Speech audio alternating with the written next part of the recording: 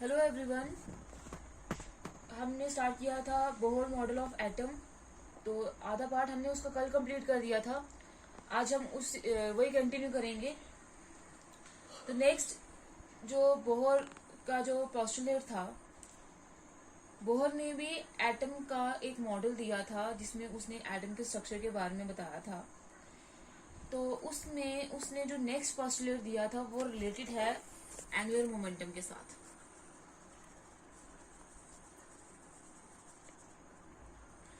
अब ये मोमेंटम क्या होता है?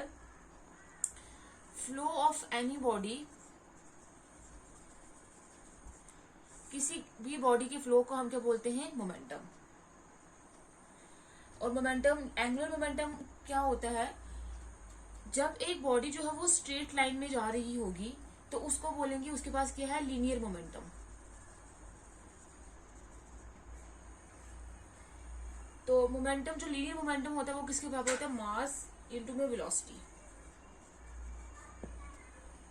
लेकिन जब एक बॉडी जो है वो सर्कुलर पाथ में क्या करेगी? मूव करना स्टार्ट कर देगी, फ्लो करना स्टार्ट कर देगी, तब जो उसका लीनियर मोमेंटम है तब हम उसको बोलेंगे एंगुलर मोमेंटम। क्योंकि अब वो बॉडी ने सर्कुलर पाथ में मूव करना स्टार्ट कर दिया है और वो सर्टेन एंगल से जो है वो मूव करेगी ऐसे। तो इसलिए उस मोमेंटम को क्या बोलेंगे? Angular momentum. और एंगुलर मोमेंटम किसके बराबर होता है? मास इंटू में वेलोसिटी इंटू में रेडियस। क्योंकि अब यहाँ पे सर्कुलर पाथ में मूव कर रहा है तो यहाँ पे रेडियस का भी काम होगा। अब ये जो इलेक्ट्रॉन है, इलेक्ट्रॉन भी न्यूक्लियस के इर्द गिर्द क्या करता है? सर्कुलर पाथ में, ऑर्बिट्स में क्या करता है? रिवॉल्व करता है। ये इलेक्ट्रॉन आ गया। इसका मतलब इलेक्ट्रॉन के पास भी मास होता है, कम होता है, निग्लिजिबल होता है, लेकिन होता है। और ये इलेक्ट्रॉन जो है वो वेलोसिटी के साथ इधर क्या करता है? इस न्यूक्लियस के साथ इर्द गिर्द क्या करता है? मूव करता है, रिवॉल्व करता है। और इसमें रेडियस भी है। तो इसीलिए इस इलेक्ट्रॉन के पास भी क्या होगा? एंगुलर मोमेंटम होगा। और वो एंगुलर मोमेंटम किसके बराबर होगा? Mass into velocity into radius. M से आ गया मास, वी से वेलोसिटी और आर से रेडियस। मतलब वो एंगुलर मोमेंटम जो इलेक्ट्रॉन को होगा वो किसके बराबर होगा? एम वी आर के बराबर होगा। एम क्या है? मास ऑफ इलेक्ट्रॉन, वी क्या है? वेलोसिटी ऑफ इलेक्ट्रॉन, और आर क्या है? रेडियस ऑफ द शेल बोल सकते हैं या ऑर्बिट बोल सकते हैं। अब अकॉर्डिंग टू बोहर सिर्फ वो ऑर्बिट्स ही परमिटेड होंगी जिनमें जो एंगुलर मोमेंटम होगा इलेक्ट्रॉन का वो क्या होगा? इस नंबर के जो h/2π है उसके क्या होगा? होल नंबर मल्टीपल में होगा। सिर्फ वही ऑर्बिट्स ही परमिटेड होंगी जिसमें जो एंगुलर मोमेंटम होगा इलेक्ट्रॉन का वो h/2π के मल्टीपल में होगा।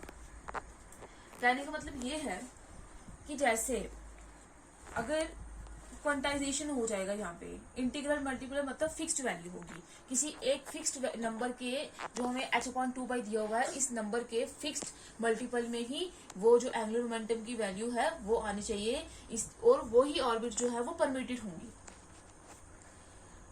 तो जैसे अगर हम बोलते हैं कि हमने एंगुलर मोमेंटम लिया है तो 100 जो है वो 100 के इंटीग्रल मल्टीपल में लेना है, इसी के मल्टीपल में लेना है। तो जैसे अगर हम एंगुलर मोमेंटम देंगे तो 500 होगा, 600 होगा, 400 होगा, 300 होगा, 200 होगा। सिर्फ 100 के मल्टीपल्स में ही आएंगे। 550 नहीं आएगा, 650 नहीं आएगा, 670 नहीं आ सकता, 680 नहीं आ सकता। इंटीग्रल मल्टीपल का मतलब ये होता है कि सिर्फ अगर हमने 100 लिया है तो इसी के मल्टीपल में आना चाहिए। तो इसीलिए बोहर ने बोला है कि इस h/2π के मल्टीपल में ही जो एंगुलर मोमेंटम आएगा वो सिर्फ वही ऑर्बिट्स ही क्या होंगी? परमिटेड होंगी। अब अकॉर्डिंग टू बोहर जो एंगुलर मोमेंटम है mvr इलेक्ट्रॉन का वो किसके मल्टीपल में होना चाहिए? h/2π के मल्टीपल में होना चाहिए। तो डेट इज जो mvr होगा एंगुलर मोमेंटम वो किसके बराबर होगा? h/2π के। अब इसके इंटीग्रल मल्टीपल में बोला है तो इंटीग्रल मल्टीपल में n आ जाएगा, n h/2π। n का मतलब n यहाँ पे h क्या है? Planck's constant. 2π यहाँ पे कांस्टेंट है। n जो है वो क्या है? Number of shell. Number of shell जिसमें इलेक्ट्रॉन है, जिस शेल में इलेक्ट्रॉन होगा n उसका क्या है? नंबर है। और n की वैल्यू जो है वो क्या हो सकती है? n शेल 1 भी हो सकती है, 2, 3, 4 एंड सो ऑन। और जैसे अगर हमारे पास इलेक्ट्रॉन फर्स्ट शेल में है, एन का नंबर 1 है, तब एंगुलर मोमेंटम की वैल्यू क्या हो जाएगी, एन की वैल्यू 1 है, h/2π, तो क्या आ जाएगा, सिर्फ h/2π। जब इलेक्ट्रॉन जो है वो दूसरी शेल में होगा, n इज इक्वल टू 2, तो क्या आ जाएगा, mvr is equal to 2h/2π, तो क्या आ जाएगा 2h/2π, या फिर ये 2 और 2 कट जाएगा, क्या खाली बच जाएगा h/2π। जब n की वैल्यू क्या होगी 3, तो एंगुलर मोमेंटम mvr किसके बराबर होगा, 3h/2π, 3h/2π। जब n की वैल्यू 4 होगी तो mvr किसके बराबर हो जाएगा, 4h/2π, so on.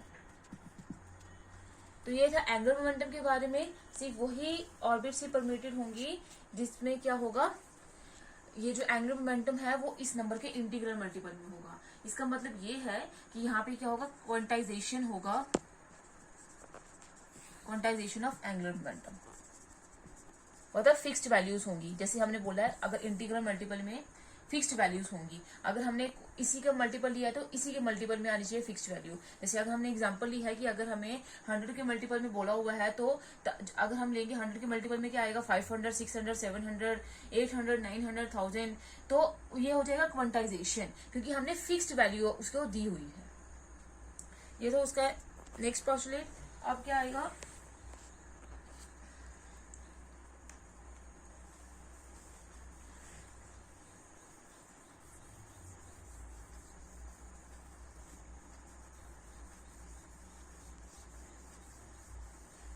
Next postulate इसका दोबारा से है एनर्जी के बारे में। अब एनर्जी के लिए इसने क्या बोला है, यहां से अगर हम बोर मॉडल का जो अभी तक हमने डिस्कस किया है, उससे हमें ये पता चला है कि जो इलेक्ट्रॉन होता है उसमें डेफिनेट एनर्जी लेवल्स होती हैं, और उस एनर्जी लेवल में जो इलेक्ट्रॉन है वो मूव करता है डेफिनेट अमाउंट ऑफ एनर्जी। ना ही वो एनर्जी लूज करता है, ना ही वो एनर्जी गेन करता है। जब एक इलेक्ट्रॉन, जैसे ये न्यूक्लियस है, ये इस शेल में रिवॉल्व कर रहा है न्यूक्लियस के इर्द गिर्द, तो ये जो इलेक्ट्रॉन है, ये जो इसकी शेल है, जो न्यूक्लियस से बिल्कुल पास में होगी, न्यूक्लियस के पास होगी, और इसमें मिनिमम पॉसिबल एनर्जी होगी, क्योंकि जैसे जैसे न्यूक्लियस से शेल का डिस्टेंस इंक्रीज होता है, वैसे वैसे जो एनर्जी है शेल की वो भी इंक्रीज होती जाती है। तो ये जो फर्स्ट शेल होगी, जो न्यूक्लियस के पास होगी, उसको हम बोलते हैं ground state. For example, hydrogen के केस में हाइड्रोजन का एटॉमिक नंबर 1 होता है, तो मतलब उसमें एक ही इलेक्ट्रॉन है, तो ये आ जाएगा, जिसमें n इज इक्वल टू 1 होगा, एक इलेक्ट्रॉन होगा, तो ये आ जाएगी उसकी ग्राउंड स्टेट। लेकिन जब क्या होगा, कोई और अगर हम एटम लेते हैं, तो क्या होगा कि अगर हम इसको क्या करेंगे, एनर्जी प्रोवाइड करेंगे in the form of electromagnetic radiation, तो वो एनर्जी को एब्जॉर्ब करेगा, सुटेबल अमाउंट ऑफ एनर्जी को एब्जॉर्ब करेगा और चला जाएगा नेक्स्ट स्टेट में, एक्साइट हो जाएगा, और एक्साइट होकर क्या चला जाएगा, एनर्जी उसके पास ज्यादा हो जाएगी, और ज्यादा एनर्जी लेकर वो चला जाएगा दूसरी शेल में, n इज इक्वल टू 2 में। तीसरी शेल में भी जा सकता है n इज इक्वल टू 3 में। ये जो n इज इक्वल टू 2 और n इज इक्वल टू 3 होगा, ये जिसमें ग्राउंड स्टेट से ज्यादा एनर्जी होगी उनमें, तो उसको हम बोलते हैं उस स्टेट को एक्साइटेड स्टेट। Excited state. और क्या होता है कि जो इलेक्ट्रॉन जंप करता है, jumping of electron from one energy level to another energy level is called the transition of electron.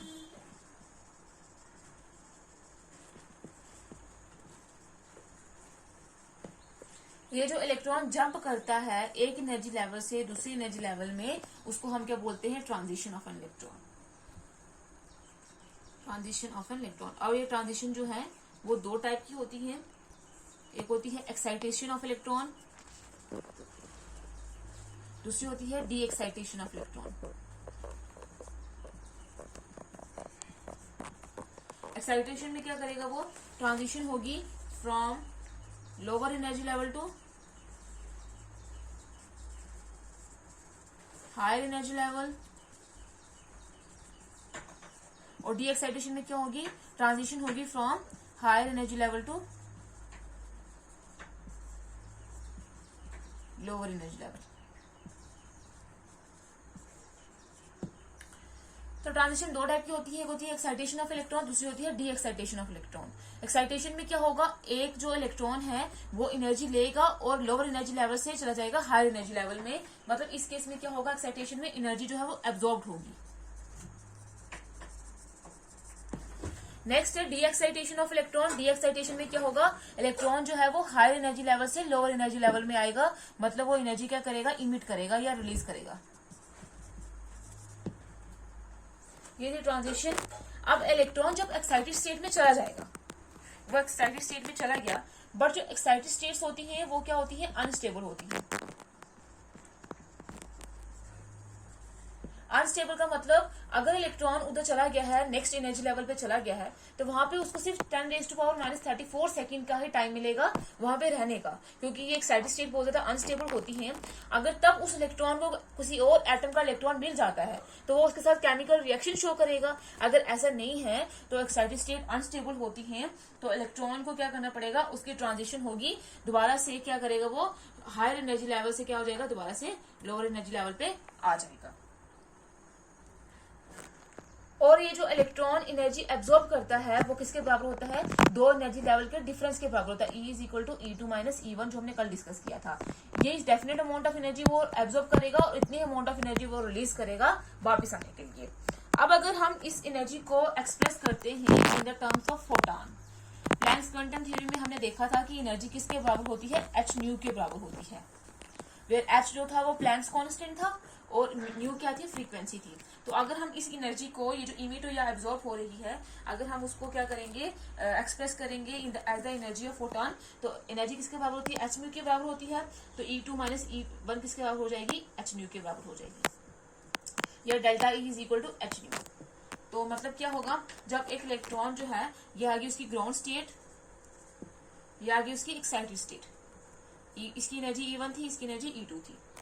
तो जब ये इलेक्ट्रॉन यहां से क्या करेगा, इतनी amount of energy delta E amount of energy जो है, जो E2 माइनस E1 के इक्वल है, वो एब्जॉर्ब करेगा और एक्साइटेड स्टेट में चला जाएगा। वही जब एक्साइटेड स्टेट में जाएगा तो दोबारा से वो उतनी ही एनर्जी रिलीज करेगा, दोबारा से ग्राउंड स्टेट में आ जाएगा। अगर हम उसको उतनी एनर्जी देंगे h म्यू, तो इतनी एनर्जी उसको दी एक्साइटेड होने के लिए, दोबारा से वो उतनी एनर्जी रिलीज करेगा और क्या आ जाएगा, दोबारा से ग्राउंड स्टेट में आ जाएगा। और वो एनर्जी कितनी होगी, h म्यू के बराबर होगी। E2 माइनस E1 किसके बराबर हो जाएगी, h म्यू के बराबर हो जाएगी। अब यहाँ से अगर हम फ्रीक्वेंसी देखें तो फ्रीक्वेंसी किसके बराबर हो जाएगी, E2 minus E1 upon h, फिर h is equal to Planck's constant. तो E2 माइनस E1 किसके बराबर है, डेल्टा E के बराबर, तो ये आ जाएगी फ्रीक्वेंसी। तो मतलब कहने का ये है कि ये जो फ्रीक्वेंसी आई है, तो ये क्या करेगा, एक एटम जो है वो डेफिनेट अमाउंट ऑफ एनर्जी जो है, इतने अमाउंट ऑफ फ्रीक्वेंसी उसको चाहिए इलेक्ट्रोमैग्नेटिक रेडिएशन की एक्साइटेड स्टेट में जाने के लिए, और दोबारा से वो उतनी ही रिलीज करेगा अपनी ग्राउंड स्टेट में आने के लिए। तो ये था Bohr model of an atom, उसके कुछ पोस्टुलेट्स थे, पोस्टुलेट्स हमने कंप्लीट कर दिए हुए हैं। नेक्स्ट हम नेक्स्ट लेक्चर में डिस्कस करेंगे।